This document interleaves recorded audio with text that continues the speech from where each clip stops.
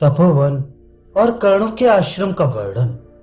वैशंपायन जी कहते हैं, राजन, तदनंतर सेना और सवारियों के साथ राजा दुष्यंत ने सहस्त्रों हिंसक पशुओं का वध करके एक हिंसक पशु का ही पीछा करते हुए दूसरे वन में प्रवेश किया। उस समय उत्तम बल से युक्त महाराज दुष्यंत अकेले ही थे तथा भूख, प्यास और थकावट से शिथिल हो रहे थे। उस वन के दूसरे छोर में पहुंचने पर उन्हें एक बहुत बड़ा ऊसर मैदान मिला जहां वृक्ष आदि नहीं थे। उस वृक्ष शून्य ऊसर भूमि को लांघकर महाराज दुष्यंत दूसरे विशाल वन में जा पहुंचे जो अनेक उत्तम आश्रमों से सुशोभित था। देखने में अत्यंत सुंदर होने के साथ ही वह मन में अद्भुत आनंद उल्लास की सृष्टि कर रहा था। उस वन में शीतल वायु चल रही थी, वहां के वृक्ष फूलों से भरे थे और वन में सब ओर व्याप्त हो उसकी शोभा बढ़ा रहे थे। वहां अत्यंत सुखद हरी हरी कोमल घास उगी हुई थी। वह वन बहुत बड़ा था और मीठी बोली बोलने वाले विविध व्यंगमों के कलरवों से गूंज रहा था। उसमें कहीं कोकिलों की कुहू कुहू सुन पड़ती थी तो कहीं झिंगरों की झीनी झनकार गूंज रही थी।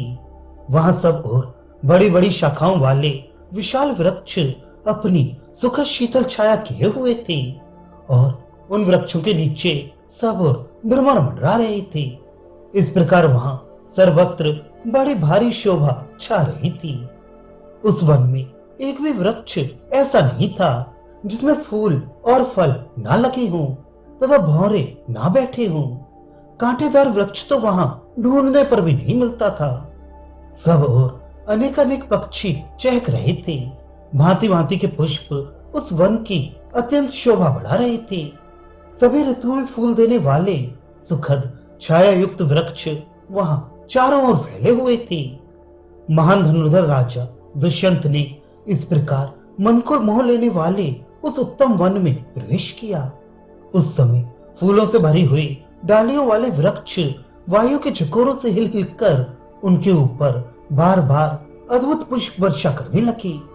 वे वृक्ष इतने ऊंचे थे मानो आकाश को छू लेंगे। उन पर बैठे हुए मीठी मीठी बोलने वाले पक्षियों के मधुर शब्द वहां गूंज रहे थे। उस वन में पुष्प रूपी विचित्र वस्त्र धारण करने वाले वृक्ष अद्भुत शोभा पा रहे थे।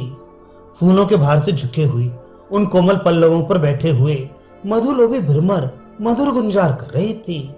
राजा दुष्यंत ने वहां बहुत से ऐसे रमणीय प्रदेश देखे जो फूलों के ढेर से सुशोभित तथा लता मंडपों से अलंकृत थे। मन की प्रसन्नता को बढ़ाने वाले उन मनोहर प्रदेशों का अवलोकन करके उस समय महातेजस्वी राजा को बड़ा हर्ष हुआ। फूलों से लदे हुए वृक्ष एक दूसरे से अपनी डालियों को सटाकर मानो गले मिल रहे थे। वे गगनचुंबी वृक्ष इंद्र की ध्वजा के समान जान पड़ते थे और उनके कारण उस वन की बड़ी शोभा हो रही थी। सिद्धचारण समुदाय तथा गंधर्व और अप्सराओं के समूह भी उस वन का अत्यंत सेवन करते थे। वहां मतवाले वानर और किन्नर निवास करते थे। उस वन में शीतल सुगंध सुखदायिनी मंद वायु फूलों के पराग वहन करते हुए मानव रमण की इच्छा से बार बार वृक्षों के समीप आती थी। वह वन माली नदी के कछार में फैला हुआ था और ऊंची ध्वजाओं के समान ऊंचे वृक्षों से भरा होने के कारण अत्यंत मनोहर जान पड़ता था। राजा ने इस प्रकार उत्तम गुणों से युक्त उस वन का भली भांति अवलोकन किया। इस प्रकार राजा अभी वन की शोभा देख ही रहे थे कि उनकी दृष्टि एक उत्तम आश्रम पर पड़ी जो अत्यंत रमणीय और मनोरम था। वहां बहुत से पक्षी हर्षोल्लास में भरकर चहक रहे थे। नाना प्रकार के वृक्षों से भरपूर उस वन में स्थान स्थान पर अग्निहोत्र की आग प्रज्वलित हो रही थी। इस प्रकार उस अनुपम आश्रम का श्रीमान दुष्यंत नरेश ने मन ही मन बड़ा सम्मान किया। वहां बहुत से त्यागी वैरागी यति, बाल खिले ऋषि तथा अन्य मुनिगण निवास करते थे। अनेकानेक अग्निहोत्र गृह उस आश्रम की शोभा बढ़ा रहे थे। वहां इतने फूल झड़कर गिरे थे कि उनके बिछौने से बिछ गए थे। बड़े बड़े तून के वृक्षों से उस आश्रम की शोभा बहुत बढ़ गई थी। राजन, बीच में पुण्य सलिला मालनी नदी बहती थी, जिसका जल बड़ा ही सुखद एवं स्वादिष्ट था। उसके दोनों तटों पर वह आश्रम फैला हुआ था। मालनी में अनेक प्रकार के जल पक्षी निवास करते थे तथा तटवर्ती तपोवन के कारण उसकी मनोहरता और बढ़ गई थी। वहां विषधर सर्प और हिंसक वन जंतु भी सौम्य भाव, हिंसा शून्य कोमल वृत्ति से रहती थी। ये सब देखकर राजा को बड़ी प्रसन्नता हुई। श्रीमान दुष्यंत नरेश अप्रतिरथ वीर थे। उस समय उनकी समानता करने वाला भूमंडल में दूसरा कोई रथी योद्धा नहीं था। वे उक्त आश्रम के समीप जा पहुंचे, जो देवताओं के लोक सा प्रतीत होता था। वह आश्रम सब ओर से अत्यंत मनोहर था। राजा ने आश्रम से सटकर बहने वाली पुण्य सलिला मालनी नदी की ओर भी दृष्टिपात किया, जो वहां समस्त प्राणियों की जननी सी विराज रही थी। उसके तट पर चकवा चकई किलोल कर रही थी। नदी के जल में बहुत से फूल इस प्रकार बह रहे थे मानो फेन हो। उसके तट प्रांत में किन्नरों के निवास स्थान थे। वानर और रीछ भी उस नदी का सेवन करती थी। अनेक सुंदर पुलिन मालनी की शोभा बढ़ा रही थी। वेद शास्त्रों के पवित्र स्वाध्याय की ध्वनि से उस सरिता का निकटवर्ती प्रदेश गूंज रहा था। मतवाले हाथी, सिंह और बड़े बड़े सर्प भी मालनी के तट का आश्रय लेकर रहती थी। उसके तट पर ही कश्यप गोत्रीय महात्मा कण्व का वह उत्तम एवं रमणीय आश्रम था। वहां महर्षियों के समुदाय निवास करती थी।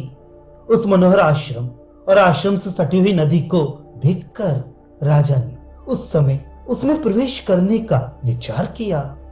टापुओं से युक्त तथा सुरम्य तट वाली मालनी नदी से सुशोभित वह आश्रम गंगा नदी से शोभायमान भगवान नर नारायण के आश्रम सा जान पड़ता था। तदनंतर नरश्रेष्ठ दुष्यंत ने अत्यंत उत्तम गुणों से संपन्न कश्यप गोत्रीय महर्षि तपोधन कण्व का, जिनके तेज का वाणी द्वारा वर्णन नहीं किया जा सकता था, दर्शन करने के लिए कुबेर के चैत्ररथ वन के समान मनोहर उस महान वन में प्रवेश किया, जहां मतवाले मयूर अपनी केका ध्वनि फैला रहे थे। वहां पहुंचकर नरेश ने रथ, घोड़े, हाथी और पैदलों से भरी हुई अपनी चतुरांगनी सेना को उस तपोवन के किनारे ठहरा दिया और कहा, सेनापति और सैनिकों, मैं रजोगुण रहित तपस्वी महर्षि कश्यप नंदन कण्व का दर्शन करने के लिए उनके आश्रम में जाऊंगा। जब तक मैं वहां से न लौट आऊं तब तक तुम लोग यहीं ठहरो। इस प्रकार आदेश दे नरेश्वर दुष्यंत ने नंदन वन के समान सुशोभित उस तपोवन में पहुंचकर भूख प्यास को बुला दिया। वहां उन्हें बड़ा आनंद मिला। वे नरेश मुकुट आदि राज चिन्हों को हटाकर साधारण वेशभूषा में मंत्रियों और पुरोहित के साथ उस उत्तम आश्रम के भीतर गए। वहां वे तपस्या के भंडार अधिकारी महर्षि कण्व का दर्शन करना चाहते थे। राजा ने उस आश्रम को देखा मानो दूसरा ब्रह्मलोक हो। नाना प्रकार के पक्षी वहां कलरव कर रहे थे। भ्रमरों की गुंजन से सारा आश्रम गूंज रहा था। श्रेष्ठ ऋग्वेदी ब्राह्मण पद अक्रम पूर्वक ऋचाओं का पाठ कर रहे थे। नरश्रेष्ठ दुष्यंत ने अनेक प्रकार के यज्ञ संबंधी कर्मों में पड़ी जाती हुई वैदिक ऋचाओं को सुना।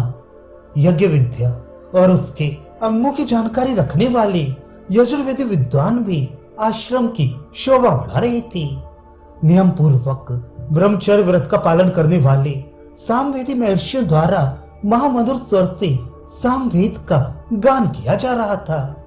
मन को संयम में रखकर नियम पूर्वक उत्तम व्रत का पालन करने वाले सामवेदी और अथर्ववेदी महर्षि भारुण संज्ञक साम मंत्रों के गीत गाते और अथर्ववेद के मंत्रों का उच्चारण करते थे, जिससे उस आश्रम की बड़ी शोभा होती थी। श्रेष्ठ अथर्ववेदीय विद्वान तथा पुग्यज्ञ नामक साम के गायक सामवेदी महर्षि पद और क्रम सहित अपनी अपनी संहिता का पाठ करते थे। दूसरे द्विज बालक शब्द संस्कार से संपन्न थे। वे स्थान, करण और प्रयत्न का ध्यान रखते हुए संस्कृत वाक्यों का उच्चारण कर रही थी। इन सबके तुमुल शब्दों से गूंजता हुआ वह सुंदर आश्रम द्वितीय ब्रह्मलोक के समान सुशोभित होता था।